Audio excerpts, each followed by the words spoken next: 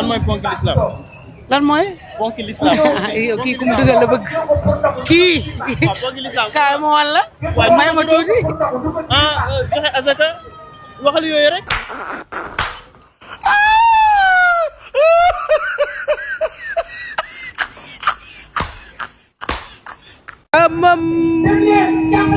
macha allah ñàkkati naa jom daal di ñëw fi nga xam ne mooy rond-point Yoff daa fi fekk si ñi nga xam ne mooy TikTok kër yi mais tamit li nga xam ne moom laa sañse sama yaay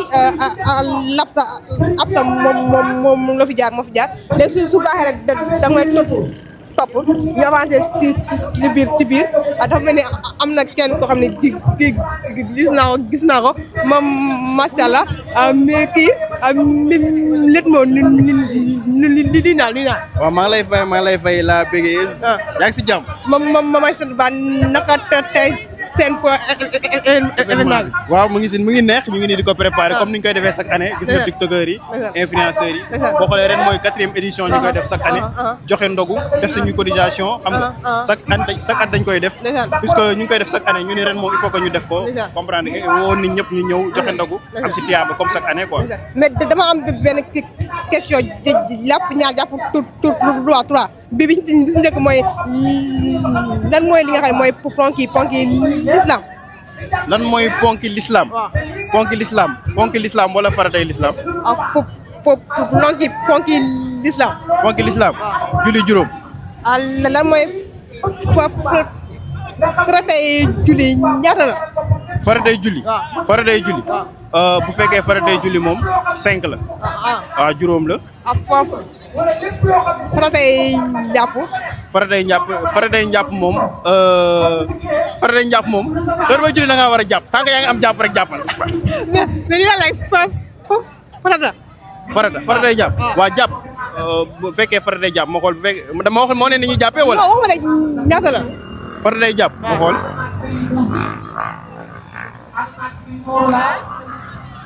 est-ce que du 5 xaw ma 6. waaw. voilà rek. avancé mais moom macha allah. ça va. mais dafa mel ni yow li de waaw waroo de ou bien yaa ngi wax. maa ngi woor kay. waaw nii naa la nuyu naa la. fay naa la. man nag sama olof leerul de. man ngaa làkk li nga xam ne moom nga dégg loo dégg. ok. loolu dégg. man pulaar. kay. adi selli. da nga dégg waaw tuuti rek kii dama ko bëgg a posé question mais nee na déggul olof. dégg na olof. léegi ma li nga laaj ponki l'islam rek moom la laaj. dégguma. ponki l'islam.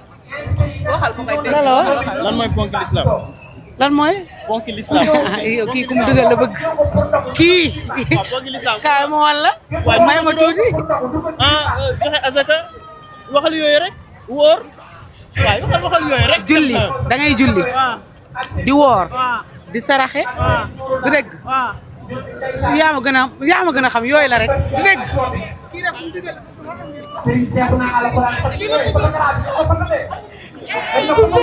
su baaxee su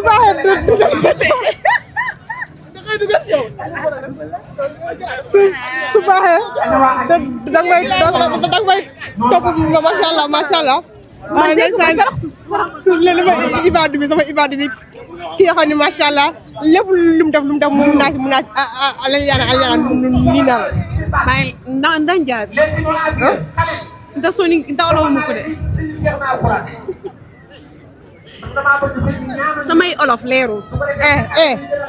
yow bu fekkee yéen liggéey ñëw seen olof leerul li wax ñu de. gena soni ke ñaamu ko soni ken koni nda ike iyamo iyaw yo espagnol. way non maa ngi si jàmm si loo nekk. ma sant ba ñu ñëw fi fekk la fii rond point yo ñun ñëpp xam nañ leen fi macha allah mais nu dundee koor gi.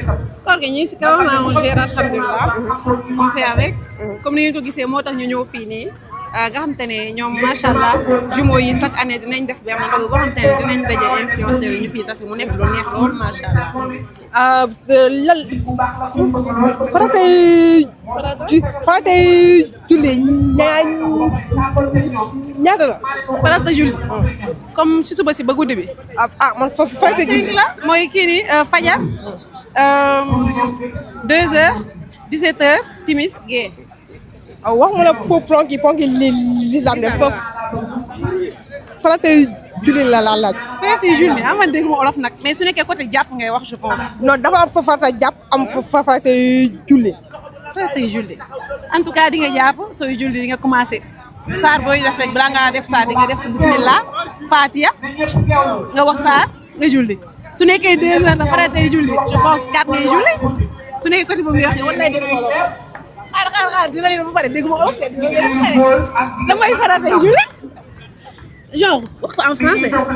maanaam dafa am farata am sunna lépp loo gis dafa am farata am sunna. farata ak sunna. waaw ok bon farata moom obligatoirement balaa ngaa julli moom di nga jàpp obligé ba pare di nga taxawal sa julli wax sa bismillah commencé sa fatiha wax sa surat nga julli voilà.